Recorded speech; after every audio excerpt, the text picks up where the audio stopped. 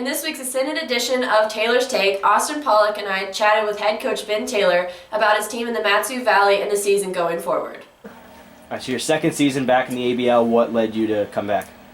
Just the ABL in general. I don't think many people probably have a better summer gig setup than we do here in Mat-Su. The ability to recruit our own guys, the quality of field, the quality of league, the way we're treated with our living situation, all the things that are important. You know, they do such an awesome job here in Mat-Su. We're really, really lucky. Walk me through that. What's that living situation like? What's the recruiting process? Well, they have a really nice 3-bedroom house for my coaching staff and I. Lots of room. We don't step all over each other, which is good. The local Ford dealership gives us a really nice car. And the recruiting process, I mean, we start really early because we compete with the Cape Cod League for players.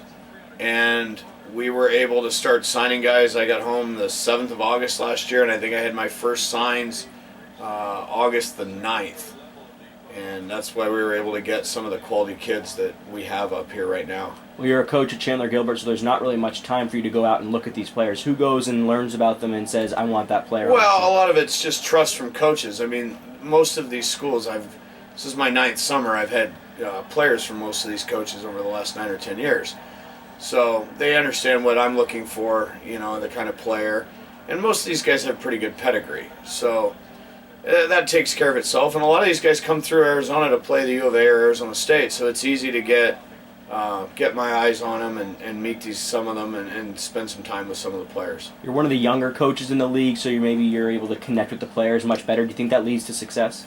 You know, that's really nice you said that, because I think I'm like the oldest coach in the league other than the Pilots guy or the Panthers guy. But yeah, I think so.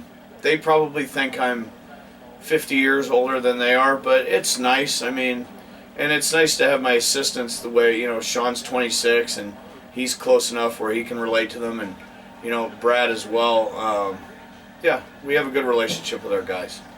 Tell me about this. You show up for batting practice wearing those white T-shirts. Walk me through the OTG, what it stands for, what is that all about? You know, that's something that started when I was in East Texas about 5 years ago. We started doing these shirts because the travel and some of the setups in the Texas Collegiate League are not the most ideal. So we had to figure out a way to get guys to just grind through things. And the OTG means on the grind. And, you know, they earn the shirts, and there's different ways and different things they can do to get them. Usually a game presents itself early in the year for the whole club to get them. For us, it was the Pilots game the other night. And it's just a way to bond, the kids to bond with each other. And you'll see, you know, you get on Facebook and Twitter, you'll see these guys, past players from the schools, that these guys have shirts, and they'll start tweeting out like, hey, have you earned your shirt yet? Things like that. I mean, and they change every year. So it's something kind of special with our program. You sort of have a unique coaching style, and some coaches sort of just let their players mingle and just try to build that sort of team chemistry by themselves. But it seems like you're right in there with it. And is that part of your coaching strategy, just to get these guys more comfortable with each other, or do you let them just do it on their own? Sometimes you have to force it a little bit. It's like the high school dance. You know, the girls and the guys that stand on either side, and everybody just stares at each other. And the first couple of weeks, that's always how it is in summer ball. So I don't exactly have an introverted personality, and neither do the guys on my coaching staff. So we kind of try and facilitate and start giving the guys a hard time, and, you know, tease them a little bit and kind of lighten the mood, and it kind of helps things get a little easier for everybody. And so you're a coach at Chandler Gilbert, and we talked to John Farandelli and he said you're more a disciplinary at Chandler Gilbert, but here you're more relaxed. Is that also with your different kind of coaching style when it comes up here? Yeah, I'm kind of the hard guy at school. It is what it is. It's kind of nice sitting in the chair that I sit in, you know, up here in Alaska, and you can kind of do things a little bit differently, but I'm comfortable either way. And how is it with bringing up some of your players and past players up here with you and integrating all the new guys and also different groups of players from different schools? Well, having Farandelli up here was great because, you know, John earned his right up here. I mean, this is not an easy league for anybody to be in, especially junior college guys when we have a roster full of SEC and Pac-10, Big 12 type players. But John was a first-team All-American and going to Wichita State, and he earned it. He earned his time up here, and it's fun to have guys from different schools, different states, different conferences, and most of them play each other during the year, and we all text them during the year, hey, you're playing so-and-so, he's going to be a summer teammate of yours, whatever. So we try and build as many relationships early as we can. And when it comes to recruiting, how do you decide that you want this player on your team? You do the Google as much as you can. You do your homework. As a scout with the Royals, I have some access to some information on guys, so I'll do some cross-checking with scouts that have seen the guys in high school, if they're incoming freshmen or guys in their area. And then a lot of it is I really trust these coaches. These guys are good coaches at good programs. And when you're a coach, your word and your honesty is something that's extremely important. And so if a guy's going to put his name on a player, that's a really big deal.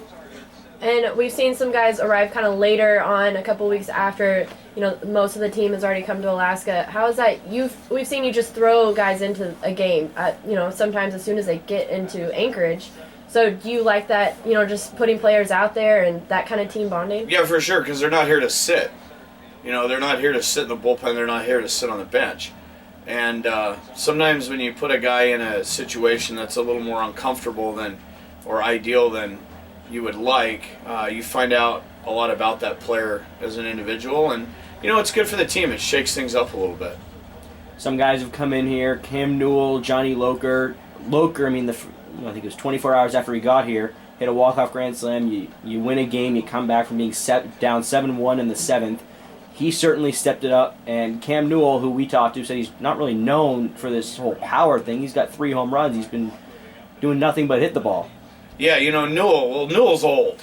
And they say that power is the last tool to develop, so it kind of fits. I give him a hard time in the clubhouse all the time. I call him Gramps. But, Loker, he's a hungry kid.